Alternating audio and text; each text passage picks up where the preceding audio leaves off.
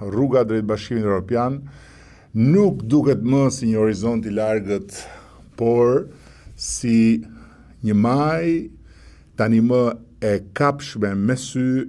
Me këto fjalë, kryeministri Edi Rama deklaroi se vendi ynë është shumë pranë Bashkimit Evropian. Në shënimet e javës nga podcasti Flasim, kreu i qeverisë tha se negociatat kanë avancuar me ritme shumë të shpejta dhe Shqipëria është gati për mbylljen e kapitujve. Negociatat kanë avancuar me ritëm.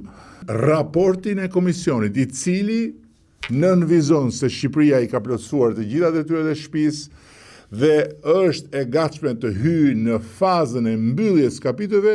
Kreu i ekzekutivit listoi edhe arritjet që sipas tij kanë bërë të mundur këtë afrim me Bashkimin Evropian. E gjitha kjo nuk ka ardhur rastësisht, ka ardhur me punë, reforma në drejtësi, transformimi i administratës, digitalizimi i shërbimeve, modernizimi i ekonomisë, investimet dhe transformimet në energji.